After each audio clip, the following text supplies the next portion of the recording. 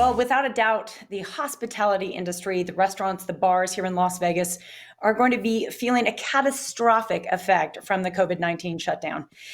Would be smart to develop a plan for when they reopen and how they might go on and thrive. Wish there was someone we could bring on to advise us how to do that, Sean. Well, if only there was a man that has been shutting it down for so long, but now he would prefer we stop. It's Jon Taffer. He's here, of course, the host of Bar Rescue, the bar and hospitality genius. It's great having you, my friend. How are you?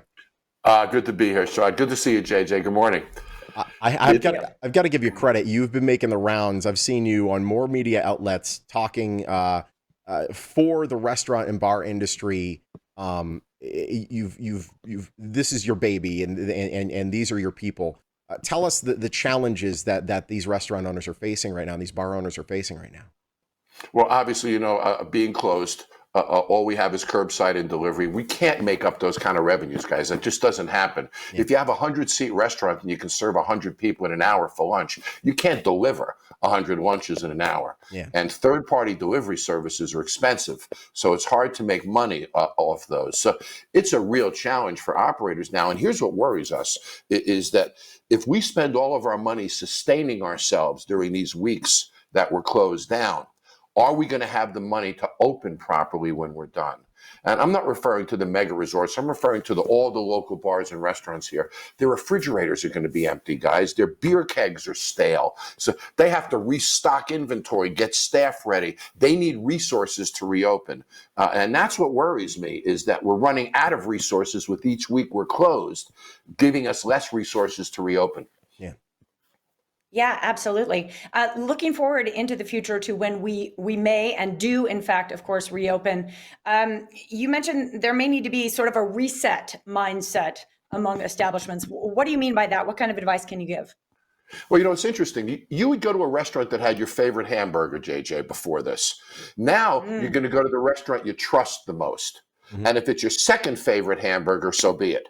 So we're going to be driven by trust now, which is very, very important. And we as Las Vegas and all restaurants, the ones that are trusted the most coming out of this, that have the most responsible processes, are paying attention to details through transparency so customers can see these things, are the ones that are going to succeed. And we as Las Vegas have to lead the imagery of this for the whole nation. When you take a look at our operators and the plans that they've put together, and I've read them, they're solid. MGM, Wynn, all of these companies are doing a wonderful job assembling plans to keep everybody safe. Here's what will happen. A third of the people are going to come back. A third of the people are going to be hesitant. They want to see how it goes for the first third. If there's no spike in cases, then they'll come out. The third is what I call the certain third.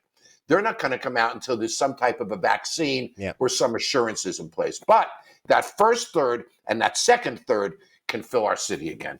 Yeah, and we're looking forward to that day, obviously. Is there anything we can do as consumers to help out these restaurants in the short term? I mean, I've heard about the buying gift cards, maybe as a way to be able to kind of pay it forward for future meals. That's a big one. And also to order. Pick the restaurants that you trust and try to order from them now. Nobody likes going to the supermarket now, so restaurant delivery is safe. We've got it together. Operators are making the moves. Also, let's consider this. Employees will not work in a place that isn't safe now, will they?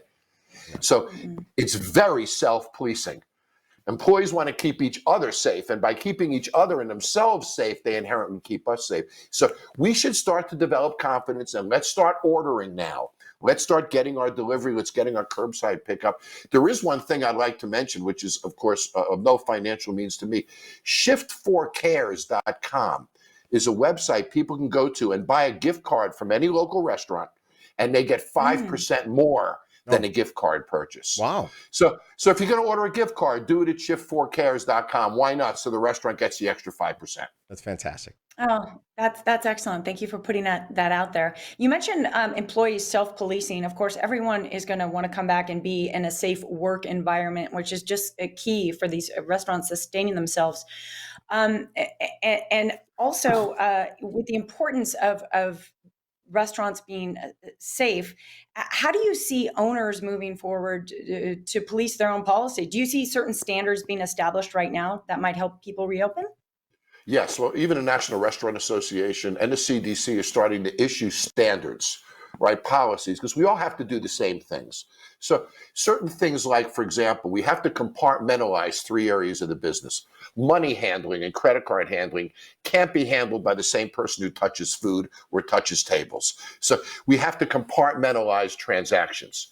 Then running food to tables or running beverages to tables. Well, somebody who's bussing food and has dirty hands can't do that, and they can't wash their hands every 30 seconds. So bringing food to tables now needs to be compartmentalized. Yeah. Transactions need to be compartmentalized, and service needs to be compartmentalized. So we have these 3 buckets now, if you will, guys, and we have to keep them separate. Right? The bussing person can't touch the food coming out of the kitchen, and the people who handle money can't handle any of that. So these compartments will help us protect each of them so that there's no cross-contamination at those key points of transaction, touching serviceware, and things like that. This is a man that's seen a lot of cross-contamination on Bar Rescue, of course. Season 7 right now on Paramount Network, which is, man, I can't believe it's been 7 years. How's it been treating you so far? Amazing. We just finished our 196th episode, and then we shut down.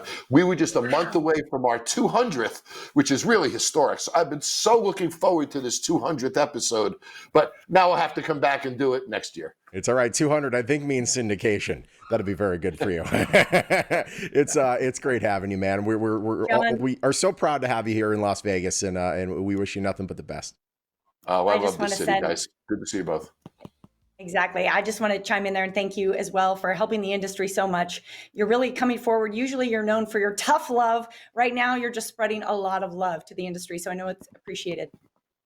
Thank you, guys. Good to be here. Pleasure to have you. Jon Taffer, once again, everybody. You want to learn more about Jon, you go to jontaffer.com. That's without the H. Don't put that J-O-H in. There's no time. Oh, who would do that?